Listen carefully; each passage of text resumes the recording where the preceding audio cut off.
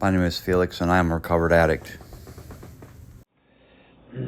God, please help us set aside everything we think we know about ourselves, our affliction, these steps, and especially you, for an open mind and a new experience with ourselves, our affliction, these steps, and especially you.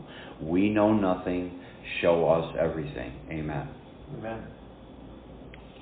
Forward to the first edition. We of Alcoholics Anonymous are more than 100 men and women who have recovered from a seemingly hopeless state of mind and body. To show other alcoholics precisely how we have recovered is the main purpose of this book. For them, we hope these pages will prove to be so convincing that no further authentication will be necessary. We think this account of our experience will help everyone to better understand the alcoholic. Many do not comprehend that the alcoholic is a very sick person, and besides, we are sure that our way of living has its advantages for all. We are not an organization in the conventional sense of the word. There are no fees or dues whatsoever. The only requirement for membership is an honest desire to stop drinking. We are not allied with any particular faith, sect, denomination, nor do we oppose anyone. We simply wish to be helpful to those who are afflicted. We shall be interested to hear from those who are getting results from this book, particularly those who have commenced work with other alcoholics. We should like to be helpful to such cases. Thank you. The subtitle of the book. The name of the book is Alcoholics Anonymous. The story of how many thousands of men and women have recovered from alcoholism. Okay. Originally, that said the story of how more than 100 men have recovered from alcoholism. That identifies who the authors of the book are. And the fellowship has seen fit, or the Society of Alcoholics Anonymous at large has seen fit to modify that starting in the second edition of the book. And unfortunately, that caused us to lose identification of specifically who the authors of this book are. They changed it. They had their own ideas of the how and the why. They changed that to how many thousands of men and women have recovered from alcoholism. So it helps me to better understand. There's a thing in English grammar called the rhetorical triangle, right? A lot of things work off of this triangle. Unity, recovery, unity, and service, we use that. And in Aristotle's rhetorical triangle, it talks about on one corner being the voice, on the top being the message, and on the bottom right being the audience. If you take a class in speaking, they may touch on this, and that's probably spelled wrong. Voice, message, audience. Okay, that's the rhetorical triangle. And it helps to understand who's doing the speaking and who the audience is in order to get the truth of the message that's being presented. Okay? The one example that I like to use as a starting point, and this is how I judge translations of Scripture a lot of the time, is I turn to Romans, because Romans is the first venture that the greatest apostle Paul, it's his version of the gospel and a lot of other things, right? So, and that's one of the reasons I'm particular about this translation that I have. It starts out with, from Paul, servant of Jesus Christ, apostle by God's call, set apart for the service of the gospel. He's clearly identifying who the voice is on this triangle. Okay? And he's identifying himself both on a divine level and on a human level. So that sets the tone for everything right there. Then he goes on to say, this gospel God announced before the sacred scripture through his prophets. It is about his Son. On the human level, he was born of David's stock, but on the level of the Spirit, the Holy Spirit, he was declared Son of God by a mighty act, and then he rose from the dead. It is about Jesus Christ our Lord. Through him I received the privilege of a commission in his name to lead to faith and obedience men in all nations, yourselves among them, you who have heard the call and belong to Jesus Christ. So he's defining what the message is, who the message is about, and who he's trying to carry that message to. He's defining that whole thing, And in the center of that is about faith and obedience. So this whole book begins in faith and obedience and ends in faith and obedience. We go to the end of it, just to make clear. The last paragraph. To him who has the power to make our standing sure, according to the gospel I brought you, and the proclamation of Jesus Christ, according to the revelation of that divine secret kept in silence for long ages, but now disclosed, and through prophetic scriptures by eternal God's command made known to all nations, to bring them to faith and obedience to God who alone is wise, through Jesus Christ. Be glory for endless ages. Amen. So he literally begins and ends it. Everybody's through that. He talks about that in chapter 1. It begins in faith and it ends in faith. Everybody is through faith, right? So this sets up the whole book.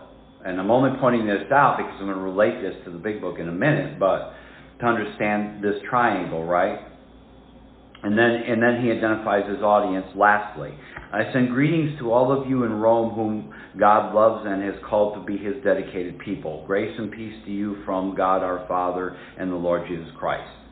So he defines, this is to the Romans in general, but specifically to those Romans that have been called into God's grace. Okay?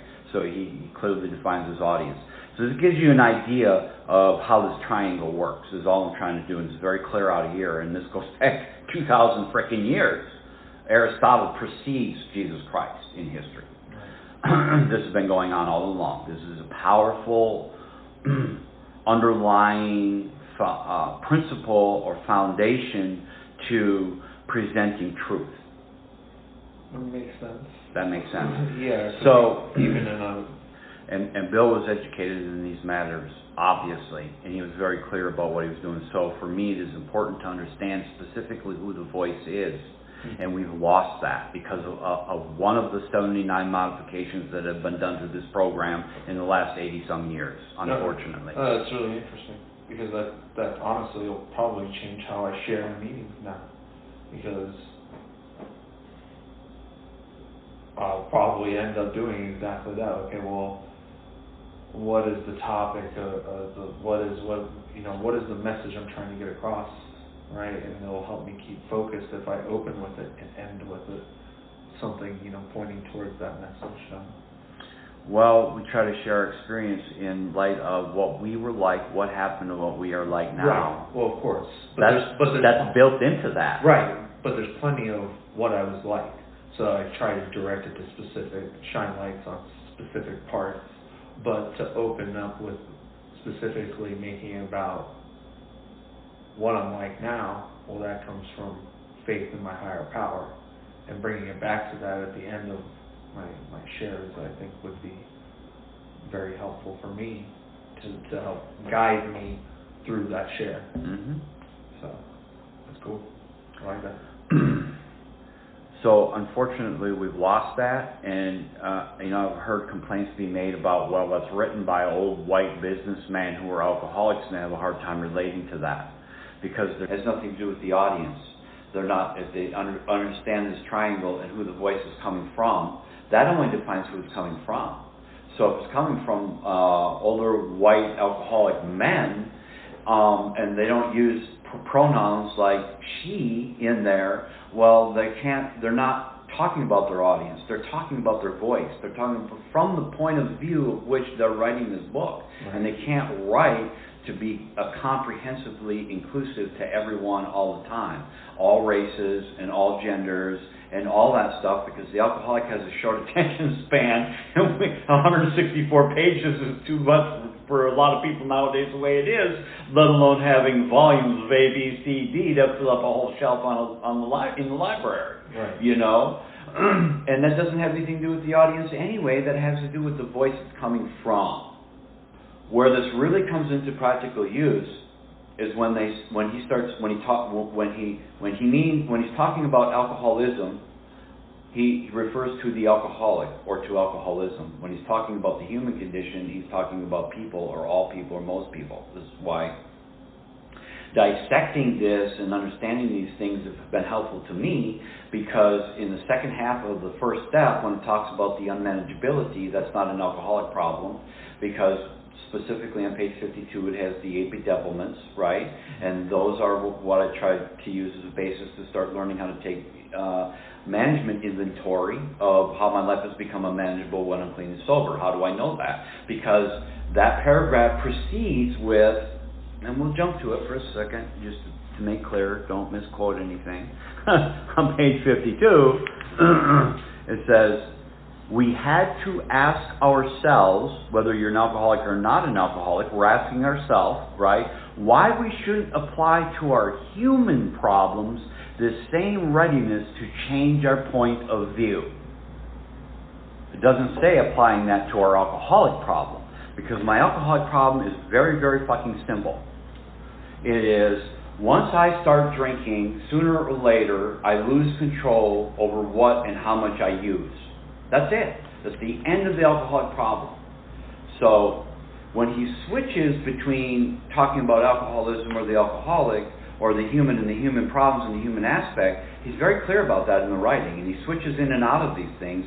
And as I started paying closer attention to that, I started learning better how to apply this program to my life, because we're dealing with the human problem. A, that we were alcoholic, right? And that we could not manage our own lives. B, that probably no human power could have relieved our alcoholism. What keeps me from picking up the first one and losing control over my drinking is my alcoholic problem, and the only one that can relieve that is power that's greater than me, a power that's greater than human power, a power that's greater than the power of drugs and alcohol. That's how high of a power that I have to seek out to relieve my fucking alcoholism. Okay? And some people refer to that as the highest power, but whatever the case may be, right? So then see that God could and would if he were sought. Could and would what? Well, in that context, could and would relieve me of my alcoholic condition. Now, I have to work at dealing with my human condition, which is why in the beginning of the program it says, rarely have we seen a person fail who has thoroughly followed our path. It does not say, rarely have we seen an alcoholic fail who has thoroughly followed our path. It clearly indicates to me that they're speaking to the human condition and not to the alcoholic condition. And that's specifically why this first step is written the way that it is. We admitted we were powerless over alcohol. And even a non-alcoholic can take a bottle of water and admit that he can't turn it into a fucking bottle of wine. And relate to that. They can admit powerlessness. It doesn't say we admitted we were powerless over drinking alcohol. It doesn't say we admitted that we were alcoholics. But for the alcoholic, the experience is, right, that's the instruction, and it's open to everyone, but this book being written by more than 100 alcoholic men, former problem drinkers who have now recovered from alcoholism, state that their experience of that says on page 30 that we learned that we had to concede to our innermost selves that we were alcoholics. That is the combined experience of the alcoholic's version of taking the first part of step one. So, to bring this back around to the subtitle of the book, the important part about this is if you look at the subtitle, in italics it says the story of. Right. Okay, so that's obviously the important part of it. To pay attention to the italicized words. It is the story of how more than 100 men have recovered from alcoholism. Right. So, what I'm hoping to get into here is what I refer to as the four greater aspects of the big book. And the first aspect of it is that it's a storybook. It is the story of how more than 100 men have recovered from alcoholism, or whatever you want to use, many thousands of men and women, or whatever. The important part is the story of. So that indicates that this is a storybook. Okay. It's not fiction.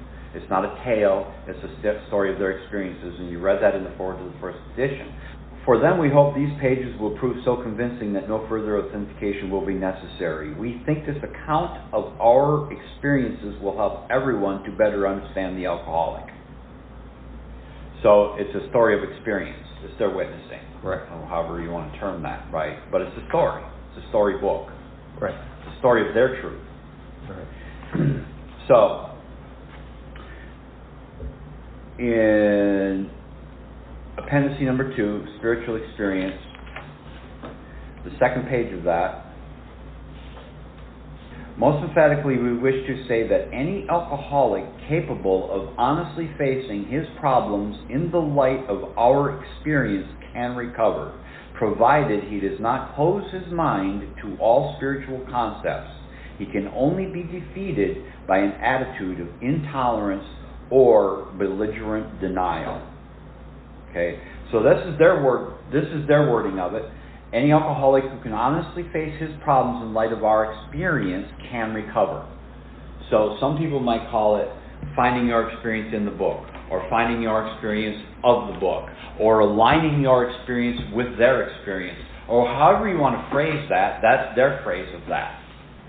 So I have to find my own truth, and that's how I can go about finding my own truth, by honestly facing my problems in light of their experience. I can recover.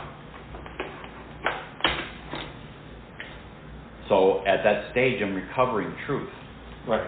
Finding my story. Finding my truth. The truth of my experiences. When we go back to the first paragraph in the program, where the program starts on page 58 and how it works, it says, those who do not recover are people who cannot or will not completely give themselves to this simple program. So at one point I had to ask myself, why couldn't I completely give myself to this simple program? Because in the prior sentence, I was born constitutionally incapable of being honest with myself. I didn't have the content, I didn't have the truth I needed, the content to offer the simple program. I didn't have enough of an understanding of what and who I was. So in a first step experience, I get to learn the truth of what I am, and call it a raging alcoholic, or a hopeless alcoholic, or a dope fiend, or whatever label you want to put on that. It's still my truth of what I am. And in the fourth step inventory, I start to learn the truth about who I am. Right? I'm driven by 100 forms of fear, self-delusion, self-seeking, and self-pity. I'm plagued with waves of resentment and fear, and I'm selfish, inconsiderate, and dishonest, and so on and so forth. I start to get the truth about who I am. And in a sixth and a seventh step experience, I start to learn whose I am. So taking the truth of what I am, who I am, and whose I am, now I'm getting the content that I need to offer this simple program. And I've developed my own story of my own truth. The second aspect of this book is that it's a textbook. The first aspect is a storybook. The second aspect is it's a textbook, right? And in one of the forewords, the second and the third foreword, they start to identify that as a textbook. The thing about a textbook is, and I know you can appreciate this, given your background, all textbooks have three things in common. They have a subject, they have an object, and they contain directions. Right. If this was a math textbook, the subject would be math, the object would be, when I'm done with the book, that I learned how to do mathematics, and it would contain step-by-step directions in it. First you learn how to add, subtract, then you learn how to multiply and divide, and so on and so forth. You keep building on them. And if I skip one, I do not reach the intended objective at the end of the book. I do not know how to do mathematics. I might learn how to do some of it, or some twisted rendition of it, but I cannot claim to know how to do mathematics. I'll be missing pieces. It won't come out right. Okay. So it has a subject and an object, and it contains direction. Page 45. Lack of power, that was our dilemma. We had to find a power by which we could live, and it had to be a power greater than ourselves, obviously, but where and how were we to find this power? Well, that's exactly what this book is about. Its main object is to enable you to find a power greater than yourself which will solve your problem. That means we have written a book which we believe to be spiritual as well as moral. And it means, of course, that we're going to talk about God. Here, difficulty arises with agnostics. Many times we talk to a new man and watch his hope rise as we discuss his alcoholic problems and explain our fellowship. But his face falls when we speak of spiritual matters, especially when we mention God.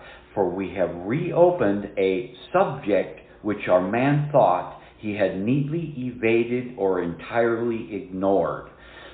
It identifies the subject as being God, and it identifies the object as being power. The main object of this book is to enable you to find a power greater than yourself which will solve your problem.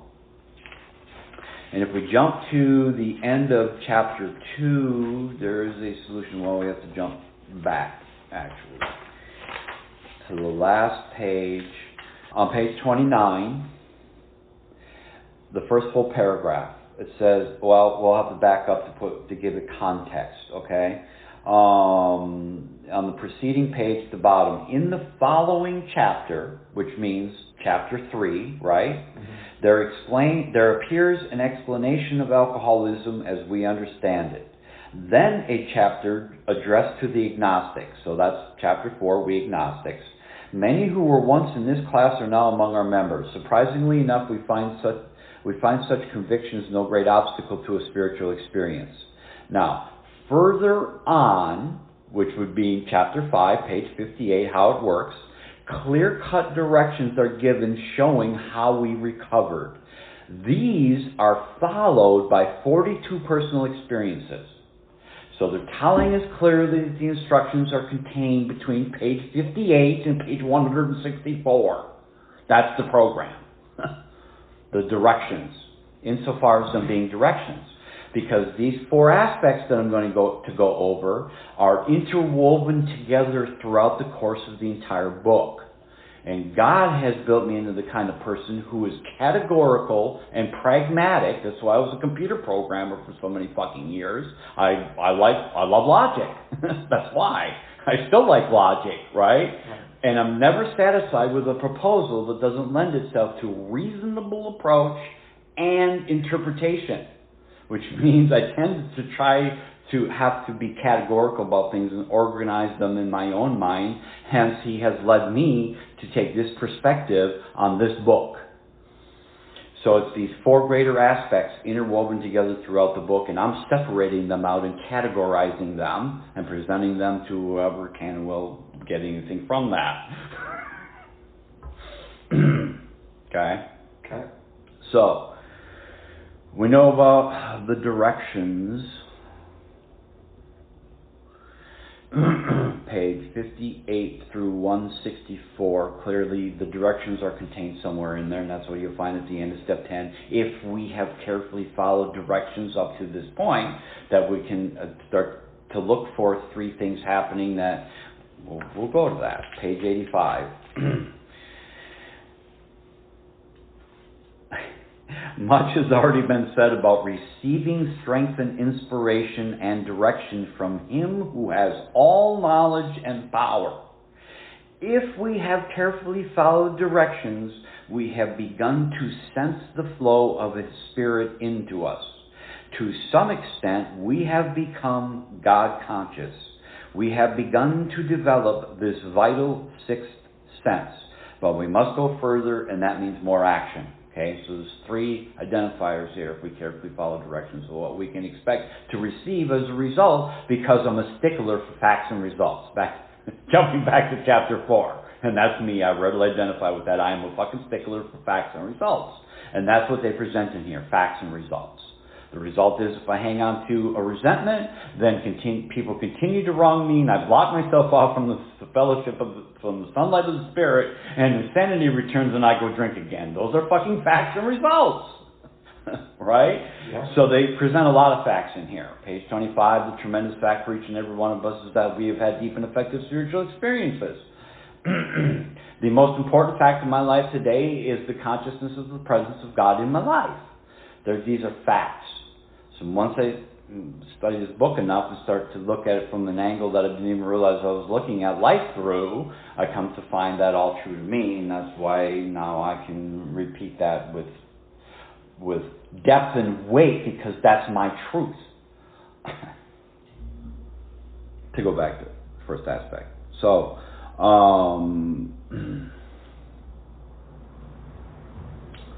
aspect 3.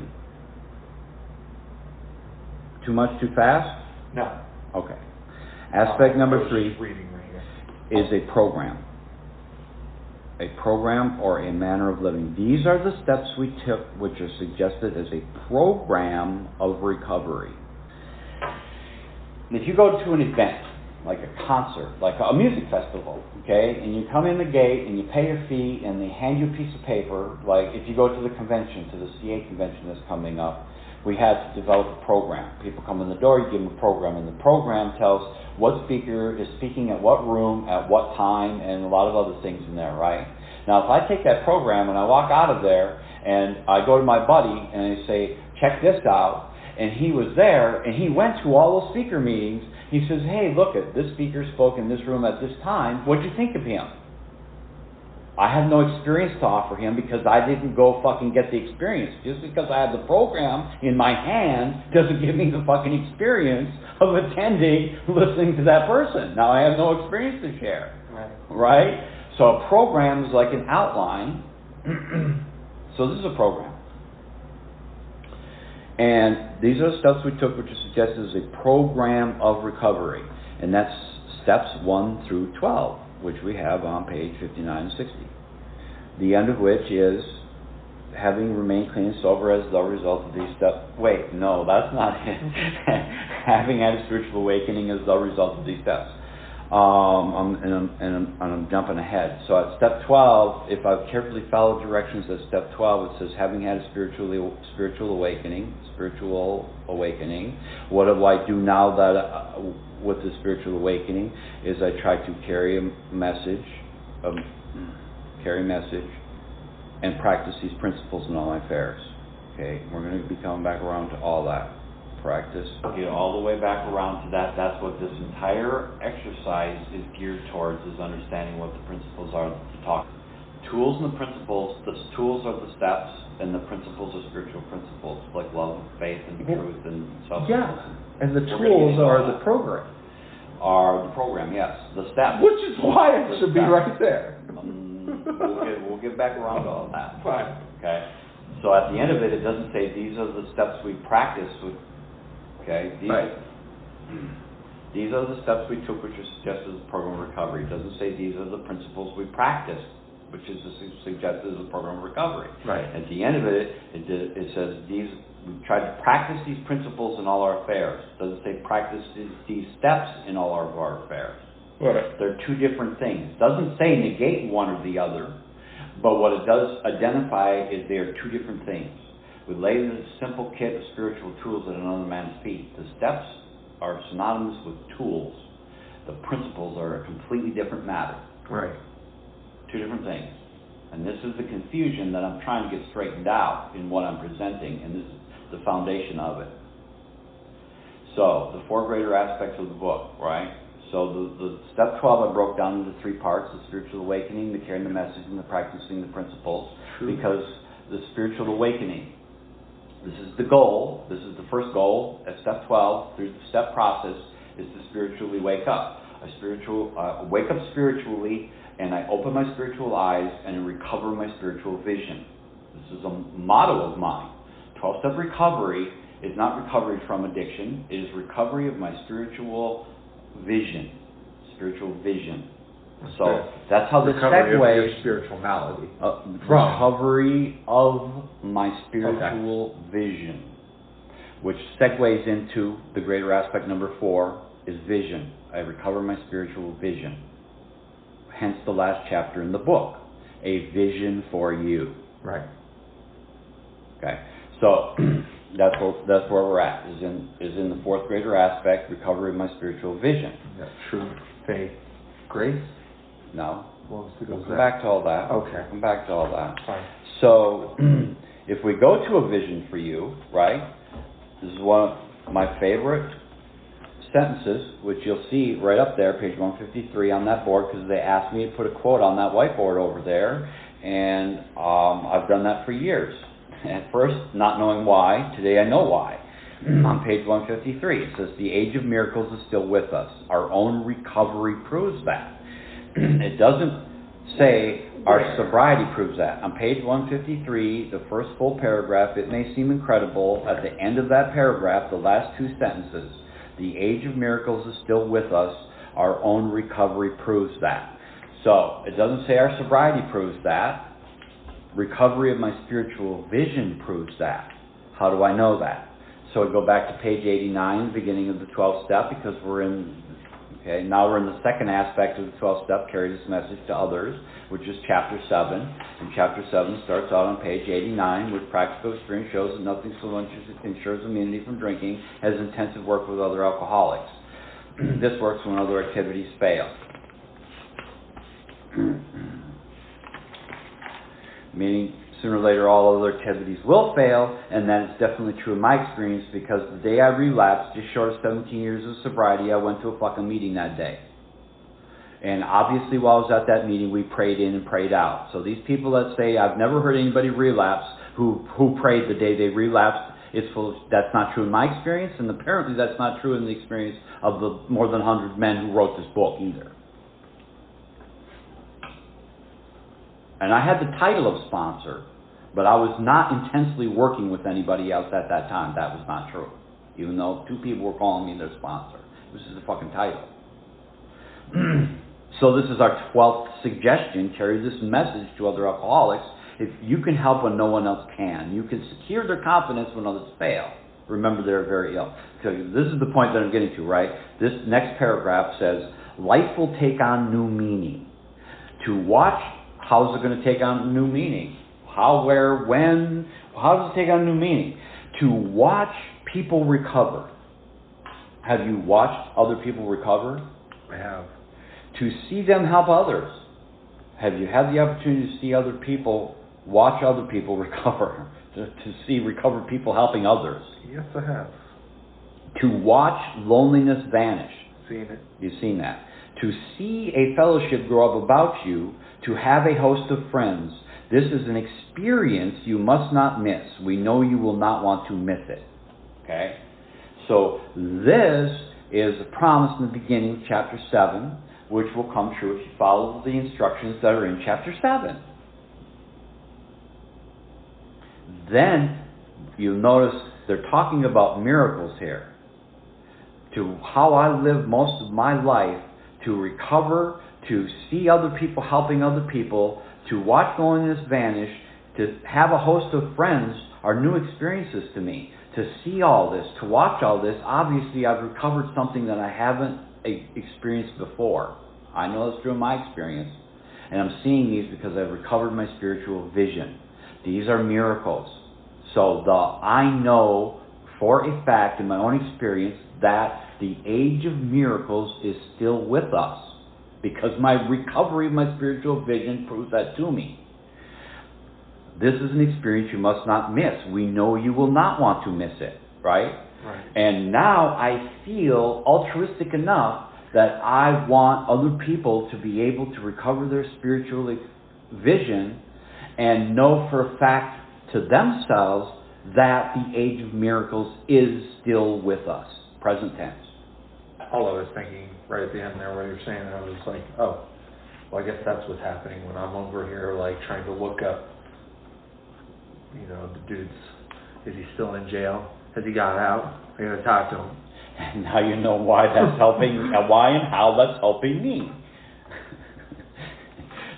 So, if we go back to the beginning of A Vision for You, page 153, actually we're going to go to the bottom of page 152. It says, you are going to meet these new friends in your own community. Near you. Near you, alcoholics are dying helplessly like people on a sinking ship. And this is what I was talking about earlier, right? You can't drive down the street without seeing the people who are literally fucking dying in the streets. Right. And it is more so now than it was 80-some years ago when this was written. By far. By far. If you live in a large place, which there's like 600,000 people in this town. That would be a large place. No, there's over 1 million. There are hundreds. High and low, rich and poor. These are future fellows of Alcoholics Anonymous. Not in Alcoholics Anonymous, of Alcoholics Anonymous. Mean potential results of practicing this program that is in this book called Alcoholics Anonymous. Among them, you will make lifelong friends. You will be bound. You make lifelong friends. How long have we known each other? 4 years? About 4 years. And I've just started making friends 6+ years ago. Been capable of participating in a meaningful relationship. Sounds like it fits in the category of lifelong friends. Miracles coming true. Right. Right here, right now. You will be bound to them with new and wonderful ties, for you will escape disaster together, and you will commence, shoulder to shoulder, your common journey. Then you will know what it means to give of yourself, that others may survive and rediscover life. You will learn the full meaning of love thy neighbor as thyself. Okay, so this is the spiritual principle that we're pulling out of this aspect, is love, which is, well, won't get into all that. Okay, you will learn the full meaning of love thy neighbor as thyself. Not just love and is in sentimental love, right? I may touch on this later, but I feel compelled to interject this at this point. And I don't make this shit up. I didn't write this. And Dr. Bob's wife, in her journal, wrote that love without truth is sentimentality, and truth without love is brutality. Say that again. Love without truth is sentimentality. Okay. So you get into a romantic relationship, call it infatuation if you will. The person is saying, I love you, I love you, I love you. You obviously know that they're talking about it that's on an emotional level, that it doesn't carry depth and weight to it, right? Because it's love without truth. You haven't developed truth yet. I haven't known her long enough to be able to actually get truth. Some truth has to be discovered to add into the mix for it to have depth and weight, right? So love without truth is sentimentality, right? And unfortunately, these are one of the things that gets me in trouble, because where and how we find this power? This power is found deep down within myself, and one of the obstacles that blocks me off from access to that power is calamity, pomp, and worship of other things. It's on page 55, and if you look on page 54, the previous thing, it gives us a list of 5 things that we variously worship, which sidetrack me from walking in my purpose and finding this power, which is people, sentiment, money, things, and self. Sentiment is on the list of things that if I chase it, it sidetracks me from living in my purpose and then finding the power that drives me, that lives behind my purpose. So I have to be careful of that. So love without truth is sentimentality. And truth without love is brutality, right?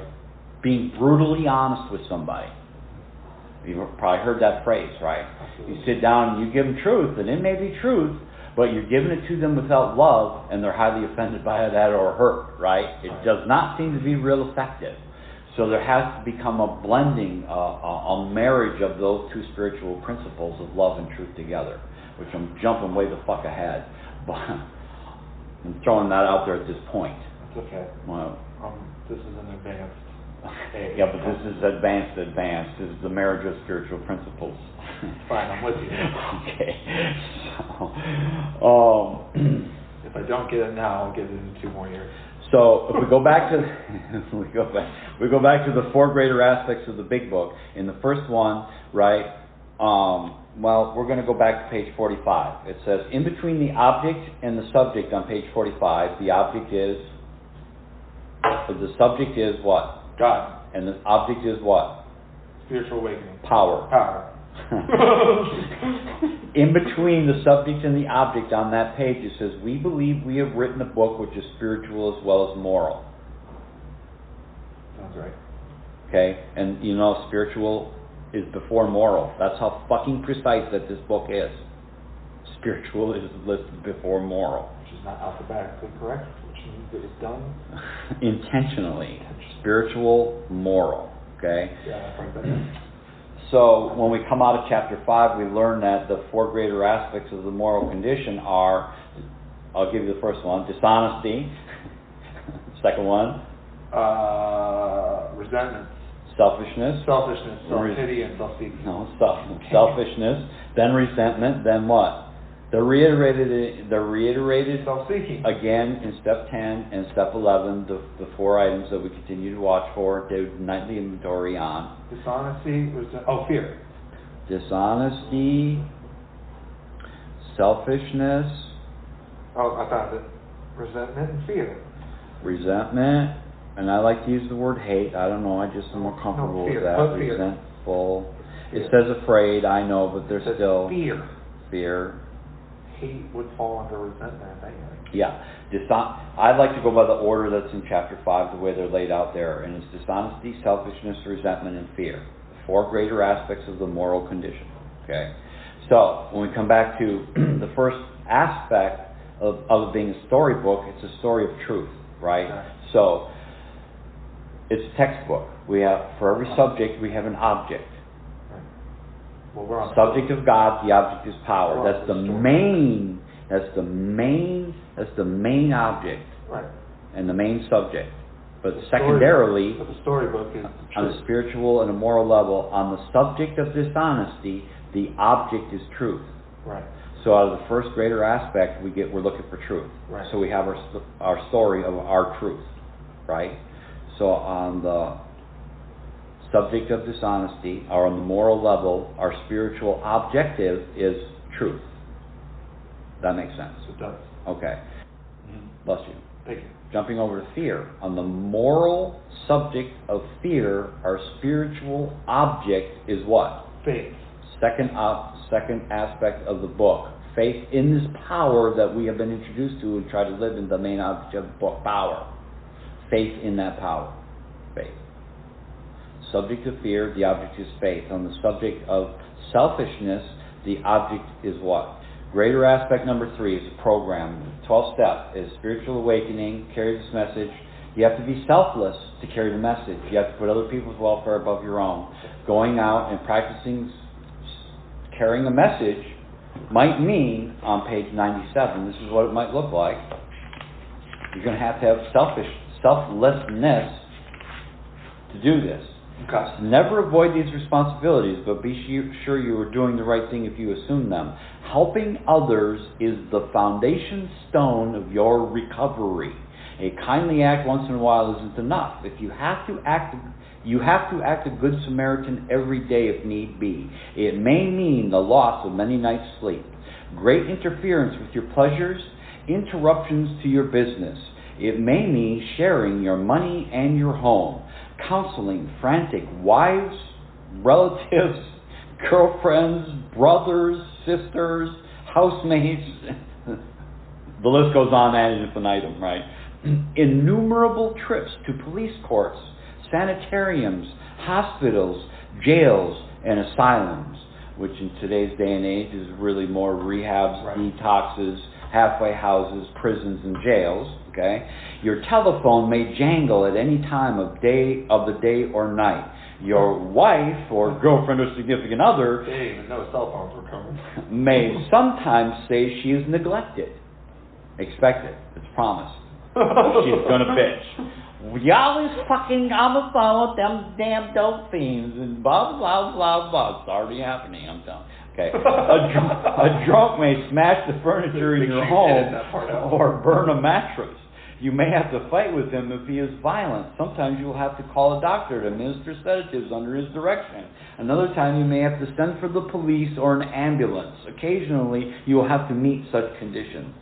We're going to require access to a supreme power and living in the principle of selflessness to be able to do that, right? It's great. Okay. Yeah, you're going to get that by grace, but that's being an instrument of that grace. Right. And the byproduct. And mercy. Right. And mercy. And the byproduct of it, selflessness. That's the spiritual principle we're operating in. Right. Try to practice these principles in all our affairs. just letting you know that I'm with you here. Okay. We're on there. There he is. So, and the last greater aspect of the moral condition is resentful, right? The subject, on the subject of resentful, our object is Forgiveness. love. Close enough. Love is forgiveness. Forgiveness is an aspect of love. It represents itself. It's infinite, so it represents itself in a lot of different ways. Forgiveness is one of them. Okay, so we have a direct correlation between the 4 greater aspects of the Big Book and the 4 spiritual principles that we try to practice in our affairs. Right? Truth, storybook, selflessness, program, 12 steps, love. We learn the full meaning of love thy neighbor as thyself, and faith in this power that we find. Faith is the object of the book. The textbook. Okay, so we have a direct correlation here. Okay. Does that make sense? It does. Okay, so these are the 4 fundamental spiritual principles. These are the 4 fundamental spiritual principles we're trying to practice. Truth, selflessness, love, and faith. And we're going to give verification to that right now. We're going to go to page 93. Even though your protege may not have entirely admitted his condition, he has become very curious to know how you got well. Let him ask you that question if he will. Tell him exactly what happened to you, right? What we were like, what happened, what we are like now. Here's what they're talking about.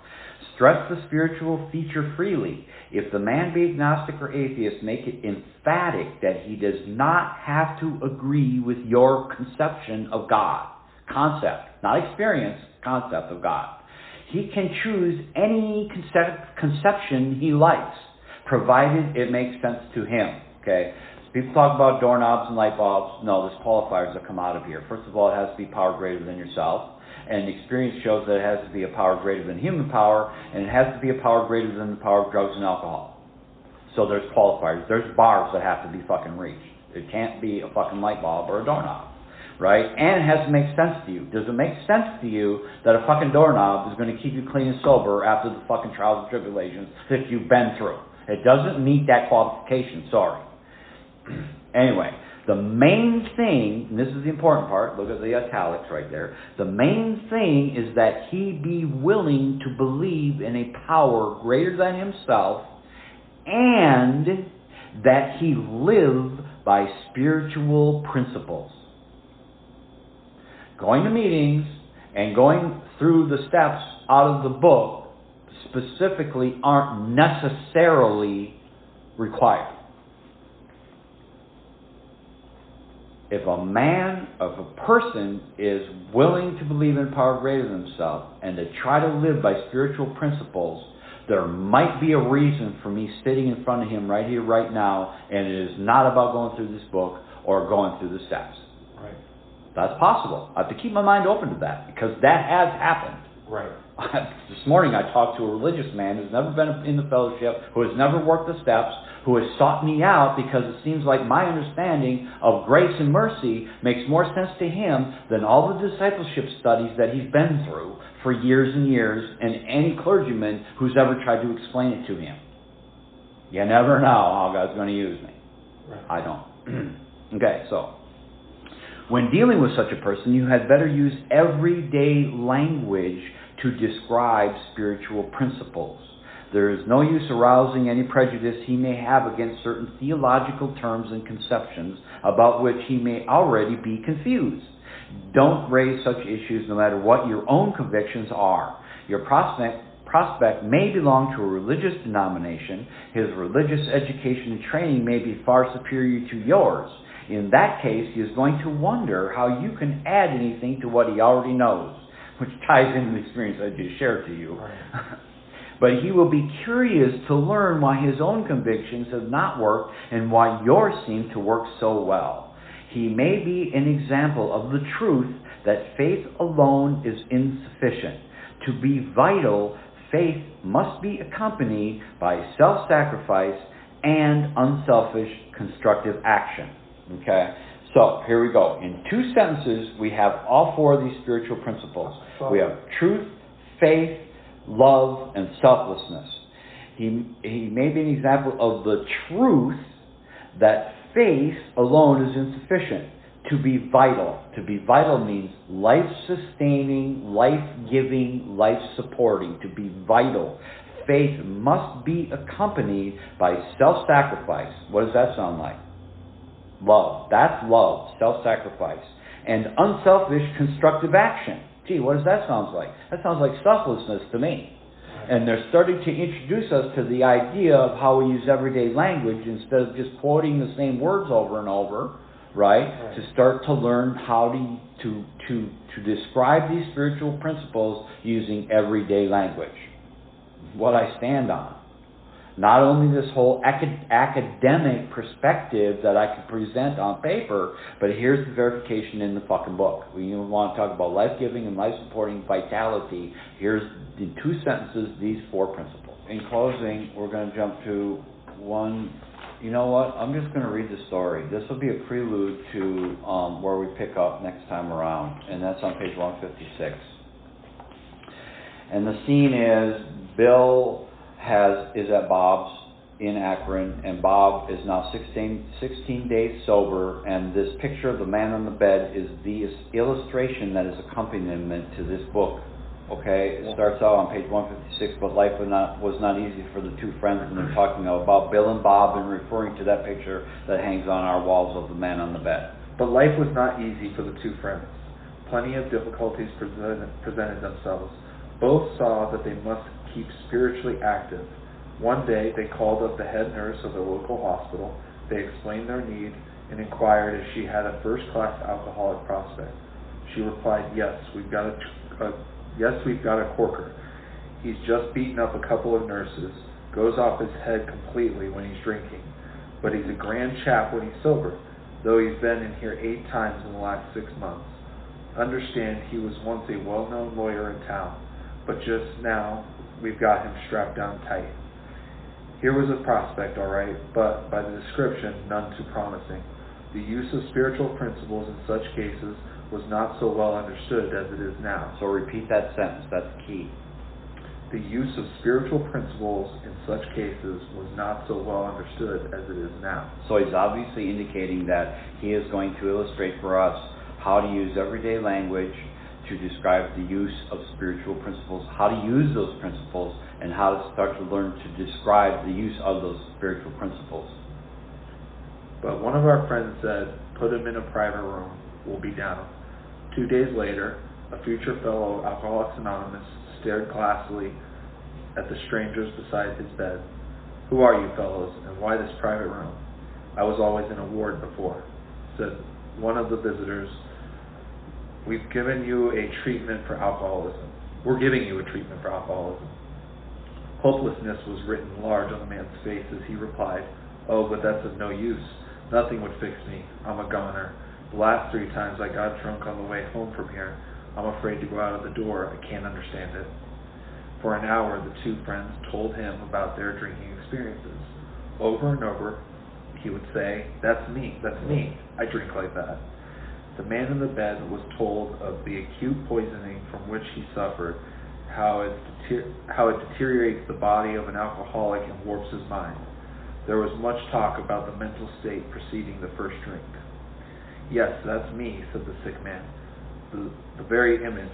You fellows know your stuff all right, but I don't see what good it'll do. You fellows are somebody. I was once, but now I'm nobody. From what you tell me, I know more than ever. I can't stop. At this, both visitors burst into a laugh. Said the future fellow anonymous, Damn little to laugh about what I can see. The 2 friends spoke of their spiritual experience and told him about the course of action they carried out. He interrupted, I used to be strong for the church, but that won't fix it.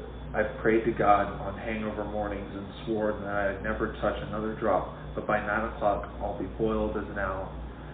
Next day found the prospect more receptive. He had been thinking it over. Maybe you're right, he said. God ought to be able to do anything. Then he added, he sure didn't do much for me when I was trying to fight the booze racket alone.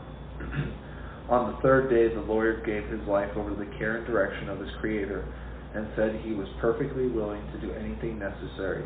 His wife came scarcely daring to be hopeful. though she thought she saw something different about her husband already. He had begun to have a spiritual experience. That afternoon, he put on his clothes and walked in the hospital, a free man. He entered a political campaign, making speeches, frequenting men gathering places of all sorts, often staying up all night. He lost the race by only a narrow margin, but he had found God, and in finding God had found himself. That was in June 1935. He never drank again. He too has become a respected and useful member of his community. He has helped other men recover and is a power in the church from which he was long absent. Okay, so I'm going to jump to 164. Still you may say, but I will not have the benefit of contact with you who write this book. We cannot be sure. God will determine that. So you must remember that your real reliance is always upon Him. He will show you how to create the fellowship you crave. Our book is meant to be suggestive only. We realize we only know a little. God will constantly disclose more to you and to us. Ask Him in your morning meditation, which you can do each day for the man who is still sick. The answers will come if your own house is in order. But obviously you cannot transmit something you haven't got. See to it that your relationship with Him is right, and great events will come to pass for you and countless others. This is the great fact for us. Abandon yourself to God as you understand God. Admit your faults to Him and to your fellows. Clear away the wreckage of your past. Give freely of what you find and join us. We shall be with you in the fellowship of the Spirit, and you will surely meet some of us as you trudge the road of happy destiny. And until then, may God bless you and keep you sane, safe, and sober.